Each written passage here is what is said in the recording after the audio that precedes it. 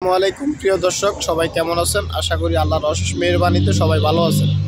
দুবাইতে যে কাজগুলোর ডিমান্ড বেশি, সেই কাজ নিয়ে আলাপ আলোচনা করব। কারণ দুবাইতে যেই কাজের আপনার স্যালারি ভালো এবং কি একটা সুযোগ সুবিধা এবং কি ঠান্ডার মধ্যে যে কাজগুলো এবং কি ঠান্ডা মাথায় করা যায়, নিজের বুঝমতো বা একটা স্বাধীন আছে, সেই কাজগুলোর আইডিয়া দিব এবং কি স্যালারি আপনার মোটামুটি খারাপ না, অনেক ভালো র্যাঙ্কিংয়ে স্যালারিগুলো দেওয়া থাকে।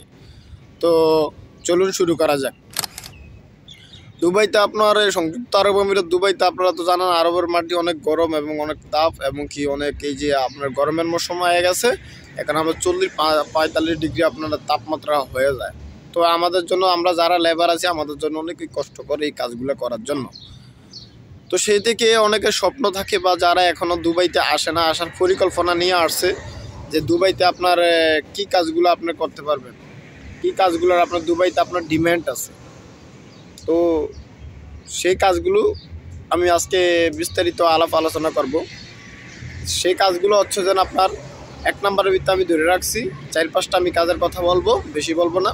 যেগুলোর ভিতরে ডিম্যান্ড ভালো সেই কথাগুলোই আমি আজকে বলবো। এক নাম্বার আমি বলবো ভাই, ডাইভিং। ডাইভিং আপনার ভালো একটা পেশা, ভালো একটা অবস্থা। আপনার ডাইভিং যদি আপনি শিখতে পারেন, তাহলে শিক্ষা আসতে পারেন, তাহলে আপনার জন্য অনেক সুবিধা হবে। তো আপনারা অনেকে প্রশ্ন করবেন, ভাই আমার বাংলাদেশে আমি যদি ড্রাইভিংটা শিখে আসি, তো বাংলাদেশের লাইসেন্স দিয়ে কি আমি এই দেশে গাড়ি চালাতে পারবো কি না? তো সেই থেকে আমি বলতেছি ভাই, বাংলাদেশের আপনার যেই ড্রাইভিং লাইসেন্স, সেই লাইসেন্স দিয়ে আপনি এই দেশে গাড়ি চালাতে পারবেন না।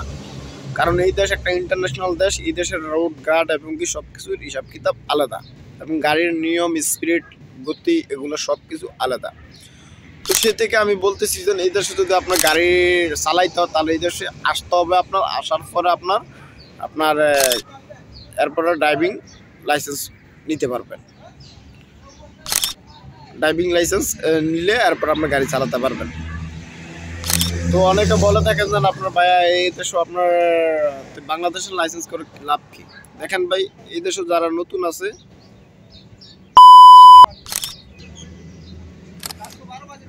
এই দেশে যারা আপনার গাড়ি ড্রাইভিং লইতে চায়, হ্যাঁ, যারা এই দেশে আসে ড্রাইভিং লাইসেন্স নাই বাংলাদেশের বা অন্য দেশের, তারা এই দেশে আসার পরে কি করে, আপনার এই দেশে আপনার ড্রাইভিং লাইসেন্সে দিলে আপনার ধরো না 10 থেকে 15,000 দ্বারা আপনার খরচ হয়ে যায় অনেকেরই। 15,000 এমন লোক আছে খরচ হয়ে যায়।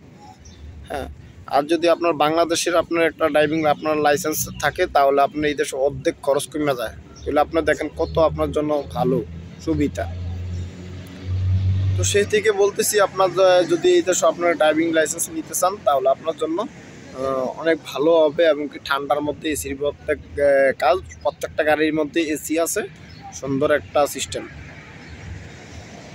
তো আরেকটা প্রশ্ন হচ্ছে যে আপনার স্যালারি কত হবে? সব কিছুই তো বুঝলাম, এখন স্যালারিটা কত? দেখেন ভাই, এখানে স্টার্টিংয়ের ভিতরে নতুন অবস্থা, আপনার এখানে স্যালারি আপনার 2,000 থেকে 2,500 দেরাম থেকে স্টার্টিং হয় স্যালারি শুরু থেকে।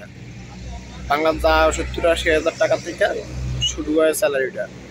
তারপর আপনার এক্সপিরিয়েন্স অনুযায়ী আপনার 3,000 এবং 4,000 দেরামও স্যালারি আছে। তো যা বাংলার 1 থেকে 1.5 লক্ষ টাকা। 2 নম্বর আমি যে কাজটা ধরে রাখবো, সেটা হলো আপনার শেফের কাজ। শেফ বলতে আমরা যা বলি আমরা বাবুর্চি বা রান্না বান্না। আপনি কুকিং রিলেটেড এই কাজটা যদি আপনার শিখাইতে পারেন, বাংলাদেশি খাবার এবং অন্যান্য দেশি খাবার এবং চাইনিজ খাবার বা অ্যারাবিয়ান খাবার, এগুলো শিখাইতে পারলে আপনার জন্য অনেক ডিম্যান্ড আছে, অনেক আপনার ভ্যালু আছে। তো এগুলো আপনার সেম এরকমই আপনার 2,000-3,000 দ্বারা আপনার স্যালারি। হ্যাঁ, শুরুতে 1500-1600 দ্বারা হতে পারে। তারপরে ধীরে ধীরে আপনার সব কিছু এক্সপিরিয়েন্স হয়ে যাবে, সব কিছু আপনার ধীরে ধীরে আপনার বেতন ওই কোম্পানি বাড়াবে। তো আপনাদের জন্য আরেকটা হচ্ছে যেন আপনার 3 নাম্বার আপনি ধরে রাখছি আপনার হলো কম্পিউটারের কাজটা।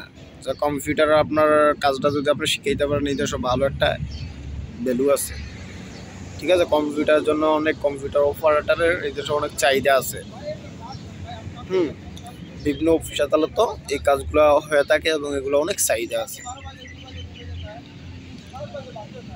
তো 4 নাম্বার হচ্ছে যেন আপনার ধরেন না, এই যে 4 নাম্বার 5 নাম্বার হচ্ছে যেন আপনার এই যে সেলুনের কাজটা। যা আমরা নাপিত বলি বাংলাদেশে অসম্মান করি, কিন্তু এই কাজে অনেক অনেক ডিমান্ড এই দেশও।